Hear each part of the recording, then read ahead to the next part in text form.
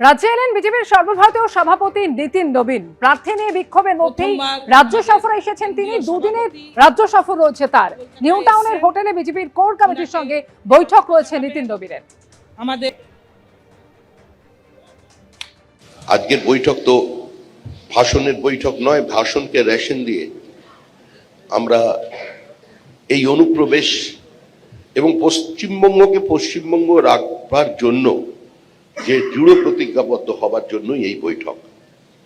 শ্যামাপ্রসাদ মুখার্জি ওপার বাংলার মানুষ ছিলেন না। স্যার আশুতোষ মুখোপাধ্যায় হুগলি জেলায় জন্মগ্রহণ করেছিলেন। শ্যামাপ্রসাদ মুখার্জির জন্মস্থান কলকাতা, কিন্তু তিনি আত্মত্যাগ করেছিলেন। যেদিন শ্যামাপ্রসাদ মুখার্জি মারা যান সেদিন কোনো দলের ডাকে নয়, সেদিন ভারতীয় জনসংঘের আহ্বানে নয় বা বিচার পরিবারের আহ্বানে নয়, স্বতঃস্ফূর্তভাবে মানুষ সেদিন অরন্ধন পালন করেছিলেন। প্রতিষ্ঠিত হবে নরেন্দ্র মোদীজির নেতৃত্বে ডবল ইঞ্জিন সরকার। আর অনুপ্রবেশ যেভাবে গোটা সমাজকে, গোটা দেশকে এবং সর্বোপরি পশ্চিমবঙ্গের জমিকে ব্যবহার করে গোটা ভারতবর্ষের জনসন্তুলন পাল্টে দিচ্ছে, যেভাবে আমাদের আভ্যন্তরীণ নিরাপত্তা কম্প্রোমাইজড হচ্ছে, আজকে সেটাই সবচেয়ে বড় চিন্তার বিষয়। হোটেলবঙ্গে দুদিনের সফরে রাজ্যে এলেন বিজেপির সর্বভারতীয় সভাপতি নীতিন নবীন।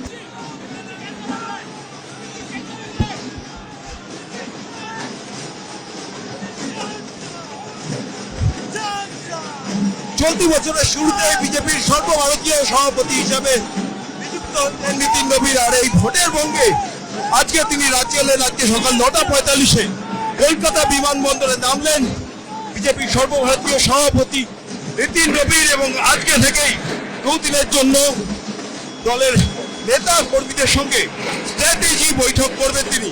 আজকেই প্রথমে রাজারহাটের একটি হোটেলে তার হাওড়া এবং হুগলির কর্মী নেতাদের সঙ্গে স্ট্র্যাটেজিক বৈঠক রয়েছে, এবং তারপর দু দফায় এ রাজ্যের যে আইটি সেল রয়েছে তাদের সঙ্গে নির্বাচনের আগে তাদের কেমন প্রস্তুতি এবং নির্বাচনে কি কি রণকৌশল হবে বিজেপি, সেই নিয়ে আলোচনা হবে। এবং আগামীকালও একাধিক কর্মসূচি রয়েছে। বিজেপি সর্বভারতীয় সভাপতি হওয়ার পর সব থেকে বড় চ্যালেঞ্জ নীতিন নবীনের কাছে, কারণ শুধু পশ্চিমবঙ্গ নয়, 4টি রাজ্য এবং 1টি কেন্দ্রীয় শাসিত অঞ্চলে নির্বাচন হতে চলেছে, এবং এগুলির মধ্যে সব থেকে সম্ভাবনাময় রাজ্য বিজেপির কাছে পশ্চিমবঙ্গ। এখন এটাই দেখার 2026-এর নির্বাচনে বিজেপি কি ফলাফল করে। এবারের নির্বাচনে বিজেপি একবারে সরকার গঠনের ডাক দিয়েছে। কেন্দ্রে অভিজিৎ দত্তের সঙ্গে প্রতিনিধি ভট্টাচার্য, এবিপি আনন্দ, কলকাতা। অন্যান্য রাজ্যে তো নির্বিঘ্নে এসআইআর হচ্ছে, সেখানে তো এই ধরনের সমস্যা হচ্ছে না, পশ্চিমবঙ্গে শুধুমাত্র এই সমস্যা কেন হচ্ছে? আজকে এসআইআর মামলায় এই প্রশ্ন তুলেছে মহামান্য সর্বোচ্চ আদালত। এও প্রশ্ন বিচারপতি তুলেছেন মহামান্য বিচারপতি, যে অন্যান্য রাজ্যে তো পশ্চিমবঙ্গের থেকে বেশি নাম বাদ গিয়েছে, সেখানে এই ধরনের সমস্যা নেই, তাহলে পশ্চিমবঙ্গে কেন এই ধরনের সমস্যা তৈরি হচ্ছে? আজকে শুনানি পর্ব শেষ হয়েছে, 1 তারিখ পরবর্তী শুনানির দিন ধার্য হয়েছে, কিন্তু শুনানি পর্বে হলোটা কি? দুই প্রতিনিধি সরাসরি আমাদের সঙ্গে রয়েছেন, বিজেন্দ্র সিংহ রয়েছেন, সৌভিক মজুমদার আমাদের সঙ্গে রয়েছেন। আজকের দিনে যখন বিবেচনাধীন তালিকায় প্রায় 29 লক্ষের নিষ্পত্তি হয়েছে বলে জানা যাচ্ছে, এবং একটা সাপ্লিমেন্টারি লিস্ট বের করা হয়েছে, এই প্রসঙ্গ তো আজকে এসেছিল বিজেন্দ্র কোর্টে। কি হলো সর্বোচ্চ আদালতে আজ? দেখো, এই প্রশ্নটা আজকে সুপ্রিম কোর্টে উঠেছিল সুব্রজিৎ, কিন্তু সব থেকে বড় প্রশ্ন ছিল যেটা তুমি বললে, আজকে চিফ জাস্টিস নিজে বললেন কি অনেক রাজ্যে এসআইআর সুষ্ঠুভাবে হয়েছে, শুধু পশ্চিমবঙ্গে এত সমস্যা কেন হচ্ছে। তিনি এটাও বলেন কি অন্য রাজ্যগুলোতে এসআইআর এ পশ্চিমবঙ্গ থেকে বেশি লোকের নাম বাদ গেছে, সেক্ষেত্রে পশ্চিমবঙ্গে এত সমস্যা কেন, সেটা আজকে সুপ্রিম কোর্টও উষ্মা প্রকাশ করে এটা জানতে চেয়েছে। পরে আমরা দেখলাম ইলেকশন কমিশনের তরফ থেকে তার আইনজীবী বলেন কি পশ্চিমবঙ্গে কিছু সমস্যা তাদেরকে ফেস করতে হচ্ছে। তিনি সিল্ড এনভেলপে কি কি সমস্যা তারা ফেস করছেন পশ্চিমবঙ্গে, সেটা সুপ্রিম কোর্টের কাছে আজকে জমা দিয়েছেন। বিশেষ করে পরিকাঠামোর দিক থেকে কি কি সমস্যা তাদের রয়েছে সেটা আজকে সুপ্রিম কোর্টকে জানিয়েছেন তিনি। কিন্তু আজকে যখন হিয়ারিং স্টার্ট হয়, শ্যাম দিওয়ান পশ্চিমবঙ্গের তরফ থেকে তিনি অ্যাপিয়ার করছেন রাজ্য সরকারের তরফ থেকে। তিনি প্রথমে বলেন কি 6 তারিখ হলো, 6 এপ্রিল হলো ফার্স্ট ফেজ অফ যে নমিনেশন রয়েছে তার লাস্ট ডেট। সেক্ষেত্রে সেদিনই ভোটার লিস্ট ফ্রিজ হয়ে যাবে যদি তার আগে কেসগুলোকে নিষ্পত্তি না করা হয়। অনেক ভোটারের এখনও নিষ্পত্তি হয়নি, জুডিশিয়াল যে এখন চলছে অ্যাডজুডিকেশন সেটা এখনও কমপ্লিট হয়নি। সেক্ষেত্রে সেটা কবে কমপ্লিট হবে সেটা নিয়ে একটা প্রশ্ন রয়েছে। তবে এই প্রশ্নের জবাবে আজকে সুপ্রিম কোর্ট একটা প্রস্তাব দিয়েছে কি যেটা ফার্স্ট ফেজে ভোটিং রয়েছে সেই কেসগুলোকে আগে অ্যাডজুডিকেট করে দেওয়া হোক, এরকম উদাহরণ এসছে কি অনেক প্রার্থী রয়েছেন যাদের নাম এখনো লজিক্যাল ডিসক্রিপেন্সিসে রয়েছে, অ্যাডজুডিকেশন হয়নি। সুপ্রিম কোর্ট সেটাও বলেছে কি ফার্স্ট লিস্টে যারা রাজনৈতিক দলের ক্যান্ডিডেট হচ্ছেন তাদেরটাও আগে নিষ্পত্তি করে দেওয়া উচিত, এটা তারা বলেছেন। তবে বাকি যে সমস্যাগুলো রয়েছে, এখন ট্রাইব্যুনাল কিভাবে বসবে, সেই হিয়ারিংগুলো কিভাবে করা হবে, সেটার জন্য সুপ্রিম কোর্ট আজকে সুব্রজিৎ বলেছে কি আপনারা কলকাতা হাইকোর্টের চিফ জাস্টিসের কাছে যান এবং সেখানে তাদের সঙ্গে আলোচনা করার পর যে ট্রাইব্যুনালগুলো কিভাবে বসবে এবং কিভাবে হিয়ারিংগুলো হবে সেটা ঠিক হবে। সেখানে পরিকাঠামোর দিক থেকে কী কী সমস্যা রয়েছে সেসব সমাধান সেখানে করা যাবে। কিন্তু আজকে সব থেকে বড় প্রশ্ন যেটা আমরা দেখলাম, বিশেষ করে পশ্চিমবঙ্গে এসআইআর নিয়ে বারবারই হিয়ারিং করছে সুপ্রিম কোর্ট। এখন নেক্সট ডেট আজকে 1 এপ্রিল দিয়েছে সুপ্রিম কোর্ট শুনানির জন্য।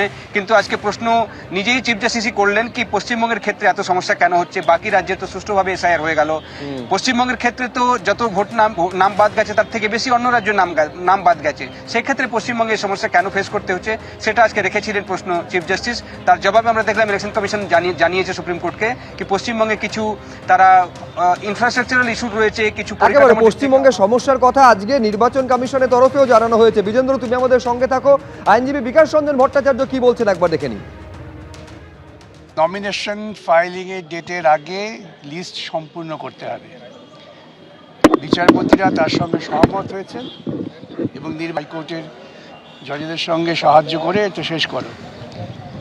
যাদের পলিটিক্যাল পার্টি যারা নমিনেশন ফাইল করতে চান, যাদের আন্ডার অ্যাডজুডিকেশন আছে, তাদেরটা সবার আগে ঠিক করতে হবে। আর যারা ইন্ডিভিজুয়াল এবং নির্দল হিসেবে দাঁড়াতে চান তাদেরটা কোর্ট বলেছে আমরা দেখছি, আর যাতে হয় আমরা দেখব। মূল কথা কোনো ভোটারের ভোটের অধিকার যেন নষ্ট না হয়, তারা যাতে নির্বাচনে অংশগ্রহণ করতে পারে সেটা আদালত নিশ্চিত করবে।